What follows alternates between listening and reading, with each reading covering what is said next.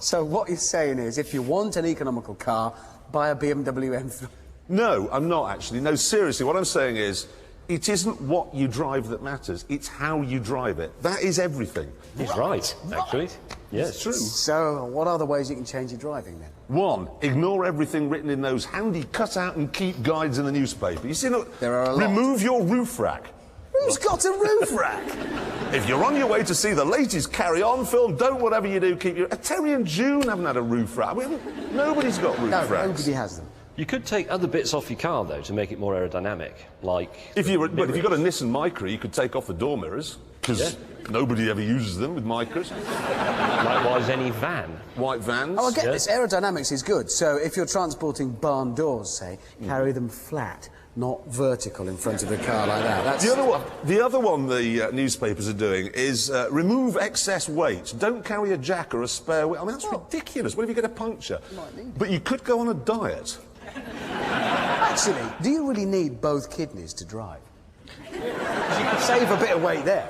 Technically, you don't need both of your testicles. No, you don't. Really? Did you drive here today? You did? Yeah. You don't need any. You haven't... Exactly. No testicles, and she's made it Well, that's a weight saving, right? So I'm going to cut my ears off for the drive home, because I don't need them. It's worth it, you save weight. You could get rid of that spoiler at the back. No, that'll ruin the handling. It's not worth doing that. But if you did crash, it would be very economical. That's true. I'm going into this tree using hardly any fuel at all, because I've no spoiler on the back. It's a good idea. BMW built a concept car. It's called the Gina. Here it is. The important thing to know about this car is the body. That body is not metal. It's fabric. And you can see it creasing here, where the doors are up like arms on a shirt. You see a little crease, and, well, that's no good. You'll get sweat patches all round here, and it's... That's a brilliant idea, that, because car panels don't need to be metal. No. Well, why wouldn't you make them out of fabric? You could have a linen one.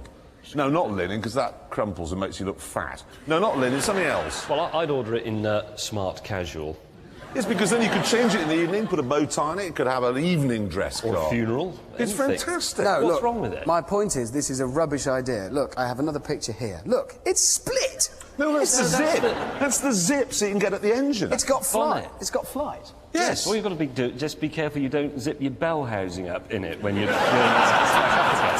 Or your big end. Yeah. No, it's a rubbish idea. That is just a bag with a car in it. Well, if Jag did one, they could call it the E-Type bag. Yes, all right. If Renault did one, they could call it the Espas People Carrier Bag. Stop saying stupid things. It's a stupid idea. And it gets worse, because they say it's got... Underneath it, the structure sort of deforms and moves, and there's a spoiler that rises up under the material, and the grille moves, and that's just going to look like a car trapped in a bag, struggling to get out. It'll scare children. It's a stupid idea.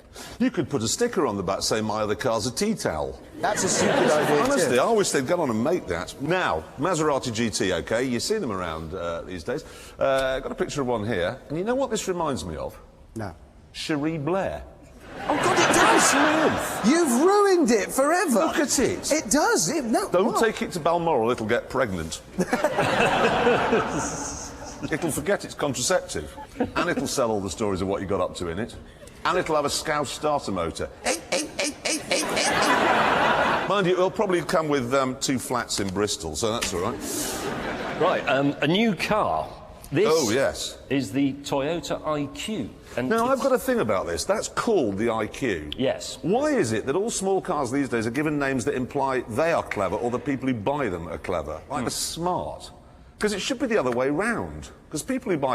I mean, it's like the Rolls-Royce Dunderhead Coupe. They're implying big cars. You're stupid. Yeah, so they'd have a Mercedes S-Clot. Yeah. The new Lamborghini Azaplank. That should be called the Toyota Life Hasn't Worked Out Quite As Well As I'd Hoped. That's what that should be called. That's dark.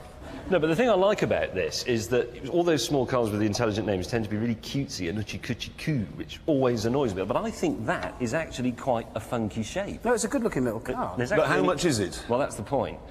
10 grand. Yeah. Quite a That's lot. 3,000 quid too much. Yeah. So it actually should be called the Toyota I Really Am a Clot. I've spent £3,000 too much on my car, is what it actually should be. Rejoice! The Vauxhall Vectra is dead. Yeah, it's gone. And here's its replacement. It's the Insignia. And first things first, you've got to say it's a good-looking thing, actually. It is, actually. It is, and it's not alone, because have you noticed how many mainstream cars are coming along these days that look brilliant? Yes. What was I looking at this morning? Citroen C5. That's a fabulous That is looking. brilliant. And that Renault Laguna Coupe. And the saloon. And there's that Passat CC. And Yes. the Mondeo, that's a good looking. Yeah. In fact, we're rapidly approaching the point where the only ugly car on the road is the Ferrari 430. Well, You're right. Well, it is. It's nowhere near as good looking as that.